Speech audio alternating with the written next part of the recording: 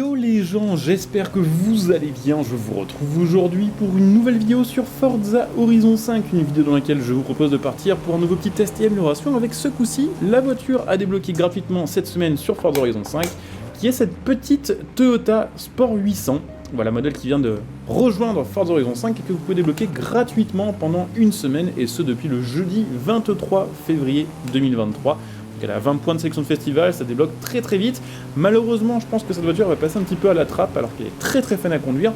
Tout simplement parce qu'au moment où elle est ajoutée sur le jeu, c'est le moment où les développeurs révèlent tout simplement l'extension 2 de Forza Horizon 5 et la saison 18. Et en général, quand il y a des aussi grosses actualités, en parallèle, les trucs, on va dire, un peu plus petits passent complètement à la trappe sur ce genre de jeu. Donc voilà, petite voiture très sympa que je vais vous présenter dans cette vidéo et qu'on va aller évidemment après améliorer pour voir un petit peu ce qu'on peut en faire sur Horizon 5. Avant de vous présenter cette voiture, sachez qu'on est déjà à la fin du mois de février et ça veut dire quoi? Ça veut dire qu'il nous reste plus que quelques jours pour participer au concours qui est en partenariat avec Instant Gaming, vous permettant de gagner le jeu de votre choix. Donc n'hésitez pas à y participer, c'est absolument gratuit, ça vous permet de gagner absolument n'importe quel jeu ou n'importe quel DLC, comme par exemple le pass Ultimate de Forza Horizon 5 pour jouer à l'extension 2 ou profiter des autres voitures DLC. Vous pouvez demander n'importe quel jeu, n'importe quelle carte d'abonnement aussi, comme du Game Pass ou du PSN. Donc n'hésitez pas à y participer, c'est totalement gratuit et ça soutient la chaîne. Et sachez que d'ailleurs vous pouvez aussi utiliser ce même lien ou mon lien Instant Gaming classique pour acheter vos jeux sur Instant Gaming à prix réduit tout en soutenant la chaîne gratuitement par la même occasion. Donc n'hésitez pas à jeter un petit coup d'œil. Voilà, donc Toyota Sport 800 à débloquer actuellement, ça se fait en 30 minutes comme je l'ai dit juste avant. Petite voiture assez sympa, des années 60, assez rare aussi parce que produite à peine 3000 exemplaires. C'est une voiture qui est équipée d'un moteur 2 cylindres, un bicylindre. Je crois qu'on en a très très peu des voitures comme ça au final sur le jeu. Des moteurs globalement en dessous de 4 cylindres sur Horizon 5, il n'y en a pas des masses. Donc on a un moteur 2 cylindres 800 cm3 qui sort 44 chevaux. Alors c'est pas beaucoup, mais la voiture est toute petite, vous l'aurez vu, et elle est surtout très légère puisqu'on est aux alentours des 600 kg. Du coup ça donne des performances qui sont pour l'époque en vrai plutôt sportives, puisque 0 à 100 en 15 secondes dans les années 60, même si évidemment il y a déjà des muscle cars qui font 500 chevaux et qui font 0 à 100 en 5 secondes. Ça au Japon c'est correct, et la vitesse de pointe est aux alentours des 150 km/h. De quoi je pense en vrai se faire quand même peur dans une voiture aussi petite que ça, voilà, clairement, et avec la tenue de route de l'époque et tout, sachant qu'en plus c'est une propulsion, qu'on a quand même des petits trous, aussi bien on va dire en diamètre qu'en largeur de pneus. Donc à mon avis ça avec quelques améliorations de puissance, ça va être une très très bonne petite drifteuse dans les petites catégories. En tout cas full stock, c'est vraiment chouette à conduire, parce que c'est hyper léger tout simplement, c'est pas très puissant donc c'est pas très dangereux à conduire. Bon, la suspension est un peu molle probablement, mais le freinage est ok, tout est ok en fait. Et bon après effectivement c'est plus une voiture de virage, une voiture de grosse ligne droite, mais à conduire comme ça, on va dire un peu en mode balade, découverte, c'est ultra cool. En plus de ça, l'intérieur est vraiment joli, l'extérieur aussi, même si on peut évidemment ne pas aimer ce genre de carrosserie très arrondie et tout ce qui va avec. Personnellement, je vous avoue que j'aime bien et que je trouve que la caisse est assez sympa. J'en attendais pas grand chose, honnêtement c'est vrai que l'aérocard de la saison 17 c'était quand même plus la 400Z, on va pas se le cacher. Mais en vrai, je vous conseille de le débloquer de toute façon, ça c'est toujours le cas sur Forza Horizon 5. Il faut débloquer toutes les voitures parce qu'il y en a besoin pour la collection. Et de toute façon, si vous voulez compléter la collection justement à 100%, mieux vaut débloquer les voitures par vous-même, on va dire, plutôt que de les acheter en salle des ventes après, une fois qu'elles sont à 20 millions. Voilà, parce qu'il y a quand même des chances qu'une petite voiture japonaise comme ça, un peu rare, passe facilement la barre des 10 millions en salle des ventes le mois prochain. Donc voilà, écoutez, ce que je vous propose, c'est d'aller l'améliorer. On va se faire une petite dernière accélération, une petite dernière pointe. Bon, là, on va presque manger la VMAX, mais c'est parce qu'on est en descente. Sur du plat, bon, ce serait un peu plus compliqué. Après, honnêtement, c'est très très cool à conduire. On a une bonne base, voilà. Alors après, par contre, petite question, peut-être que quelqu'un saura me dire en commentaire, je ne sais pas si cette voiture fait partie de la catégorie des keycars, ces voitures, on va dire, vraiment petits gabarits, japonaises, qui ont été pensées justement pour être, on va dire, économiques, aussi bien à l'achat, mais aussi à l'utilisation et à l'assurance, puisqu'il me semble que quand vous avez une keycar au Japon, il y a plein de réductions fiscales assez intéressantes. Mais je ne sais pas si celle-ci fait partie voilà, du club un peu fermé des keycars de l'époque. Elle me paraît un peu plus grande qu'une keycar traditionnelle, mais peut-être que les lois ont évolué entre temps. Donc si quelqu'un sait, voilà, je veux bien qu'on me dise en commentaire si c'est une keycar ou pas. Et puis dites-moi d'ailleurs aussi en commentaire par la même occasion si cette voiture vous a intéressé, si vous l'avez débloquée, est-ce que vous en avez pensé. Voilà, pendant qu'on est dans les commentaires, ça fait toujours plaisir. Bah écoutez, on va aller l'améliorer, cette petite Toyota Sport 800. On va regarder un petit peu aussi évidemment le mode Auto Vista pour voir un peu à quoi ça ressemble de plus près. Alors, qu'est-ce qu'on a de disponible dessus? On va avoir des swaps dispo, et c'est abusé. C'est complètement abusé. Alors là, on va peut-être la full en fin de vidéo pour voir ce que ça donne, parce que les moteurs qu'on a ici peuvent sortir jusqu'à 700 chevaux. Pour une voiture qui est aussi légère, ça va être très violent. Donc on va déjà tester la voiture avec les améliorations de base sur le moteur de base, ce qui va nous permettre probablement déjà d'améliorer suffisamment pour passer en catégorie C ou en catégorie B. Et on va voir plus tard ce que ça donne avec le swap, mais mettre le turbo rallye là-dedans, honnêtement, je m'attendais à ce qu'il y ait le swap de moteur de moto, parce que ça se tient complètement, mais le turbo rallye, c'est un délire. Encore plus le 6 cylindres 3 litres 2, qui est un 6 cylindres BM qui vient de l'ancienne M3 E36, je crois, sur ce jeu. Donc on va voir ce que ça donne. Bon, déjà de toute façon ça sort 230 chevaux là au final, sans swap, ce qui est déjà beaucoup.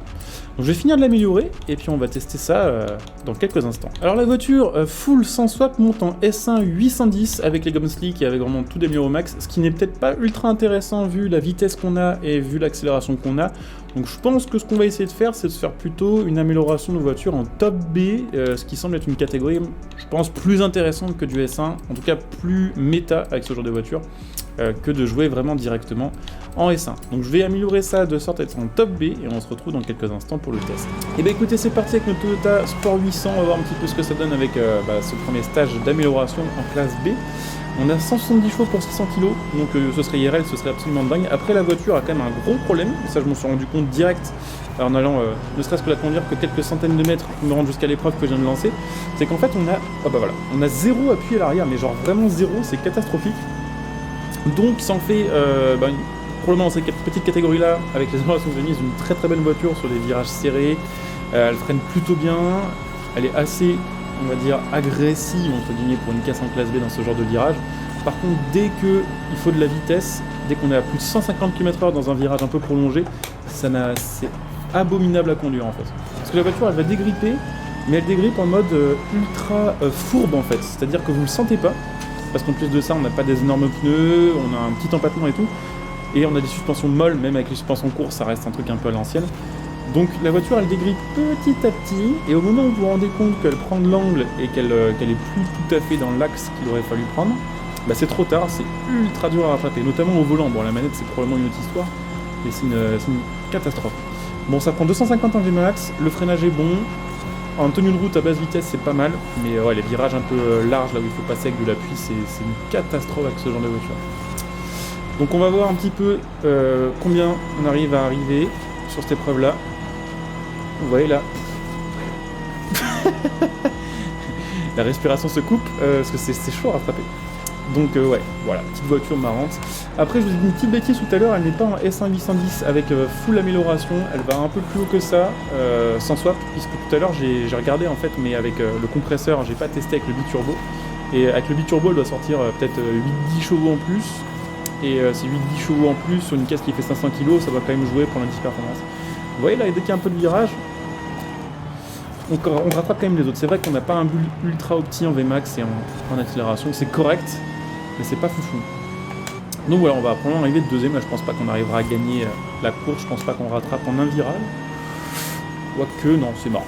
C'est mort, donc ça s'est plutôt pas si mal passé, mais la voiture est quand même particulièrement hardcore à conduire et voilà, je ne recommande pas au volant dans ce genre de config. Bon, maintenant les gars, ce que je vous propose, c'est de faire le but le plus pété possible. On va essayer de la monter la plus haut possible en vitesse, en accélération, en puissance et la plus basse possible en poids pour voir ce que ça peut donner. Donc on va améliorer ça, ça va prendre un peu de temps, je vais chercher le truc optimal et puis on se retrouve tout de suite après pour la tester. On sera probablement en S2 quand même. Bon, alors déjà avec le moteur de moto, on monte à 275 chevaux pour 570 kg et on est en S1 849, on est même à quasiment 300 chevaux, je dis une bêtise, mais on peut faire encore plus fort que ça. Avec le Turbo Rally, qu'est-ce que ça donne? On va être quand même aux alentours des 670 chevaux normalement. C'est ça, 668, on est en S2 947, mais je pense qu'on peut faire encore mieux puisqu'il reste le 6 cylindres BM et qu'à mon avis, lui, je crois qu'on est aux alentours des 750 chevaux. Ouais, on est même à plus que ça, on est à 760 chevaux pour 670 kg. Donc on a repris un peu de poids, forcément le 6 cylindres BM il est un peu plus lourd, mais on est en S2 et on n'a pas mis le kit Forza. Avec le kit Forza, on monte en S2 942. Alors je ne sais pas si je vais le mettre, pour l'instant je me tâte à faire soit un bull drag, soit un bull on va dire un peu plus classique. Je vais regarder un peu ça et on va se la tester évidemment pour avoir peut-être le truc le plus con possible au final, hein, clairement. Et bah c'est parti, on va voir un petit peu ce que ça donne. Ouais, on est contre des Koenigsegg quand même. Contre des Bugatti Vivo et tout. Ça me paraît chaud patate, mais on va le tenter, on va le mettre en vue intérieure parce que là en vue extérieure, cette vitesse-là en ville, c'est inconduisible. Ah, c'est un karting, what the fuck. Ah ouais, non, en fait, elle est grave OP. C'est quoi cette caisse? Alors par contre, voilà, dommage, la F40 qui nous bloque là. Parce que sinon on était très bien. Je pense qu'en vrai là, si on perd pas de temps, si on personne qui nous bloque, on peut peut-être arriver podium quand même. Donc on va voir un peu comment ça se passe. Mais c'est un karting abusé en fait à conduire. Et elle est même probablement plus agréable à conduire sur ce genre de petite route qu'une grosse hypercar genre Bugatti Chiron ou autre là que vous voyez devant. Ces voitures là, mine de rien, avec leur gabarit là sur ce genre de circuit en ville, c'est abominable à conduire. Bon après elles ont mis 200 chevaux et tout ça, hein, ça c'est sûr. Et probablement qu'en autoroute on n'aurait aucune chance, mais là c'est n'importe quoi. C'est n'importe quoi cette voiture. L'abus il est vraiment complet là parce que vraiment le swap là du moteur de moto, je pense qu'ils auraient dû s'arrêter là. Ça aurait été déjà beaucoup, ça aurait été déjà très vénère, mais alors là c'est quelque chose quand même. Et le pire c'est qu'elle se conduit plutôt bien, vous voyez. Tout à l'heure en classe B c'était une immondice à conduire, enfin une immondice. Très compliqué, mais c'était aussi ma faute parce que j'ai fait un build un peu pété. Et là mais c'est n'importe quoi. Et on est en expert, hein. Je vous l'ai pas dit, on est en expert et on est en train de démonter des Bugatti Chiron et des Koenigsegg Agera RS avec une Toyota Sport 800. Alors par contre là, ça c'est complètement ma faute. Voilà, je suis pas trop habitué encore à conduire des voitures comme ça au volant. Petit à petit ça vient, mais il faut encore un peu de temps. C'est ultra cool à conduire en fait. Et l'accélération est monumentale. Alors la VMAX c'est pas si folle que ça. Après ça c'est le problème de ce swap là. C'est un moteur qui est très bien pour les petites accélérations mais qui n'a pas une si grosse VMAX. Après ça pointe quand même à 340, sachant que de base la voiture elle prenait 140. C'est quand même pas mal, hein. On a plus que doublé la VMAX, c'est pas dégueu, on a presque triplé au final. Donc ouais, c'est un missile, elle est incroyable cette voiture en fait. Je m'attendais absolument pas à ça, en plus vu qu'elle est ultra légère avec les freins de course, ça freine, mais comme c'est pas permis, elle est complètement abusée. Donc ouais, ultra cool en fait. Et ça, malheureusement, c'est dommage parce que... Enfin c'est dommage, non c'est très bien, mais je veux dire ce qui est dommage c'est que beaucoup de gens vont passer à côté de cette voiture-là, très probablement parce que, un peu discrète et un peu... pas forcément attendue, on va dire, par la communauté. En tout cas, j'espère que vous aurez kiffé la vidéo les gars. La caisse elle est ultra clean, donc débloquez-la.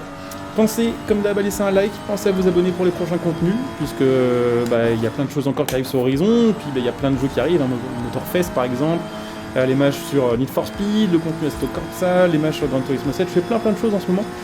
Donc pensez évidemment à vous abonner, pensez à venir me follow sur Twitch, puisque évidemment quand l'extension va sortir, je vais vous faire des gameplays découvertes et un let's play dessus en live. Donc pensez à venir follow, pensez à claquer votre Twitch Prime pour soutenir ma chaîne gratuitement et profiter de plein de petits bonus. N'hésitez pas aussi à checker les vidéos que j'ai fait hier et avant-hier, puisque j'ai lancé un gros concours avec un volant et un gagné et un pass ultimate pour Forza Horizon 5 avec toutes les explications de comment participer, donc ça peut vous intéresser. Et puis n'hésitez pas à utiliser mes liens de soutien gratuits pour faire vos achats à prix réduit en soutenant la chaîne par la même occasion. Je vous ai déjà parlé du lien Aston Gaming, j'ai aussi un lien metal.net pour ceux qui vont refaire des configs, s'acheter des manettes ou autre, donc n'hésitez pas. Et puis pensez aussi que vous pouvez soutenir la chaîne en donnant des soutiens via le bouton rejoindre cette vidéo, ce qui vous fera évidemment profiter là aussi de plein de petits bonus. Donc je coupe ici, je vous dis à très bientôt, bon jeu à tous, ciao.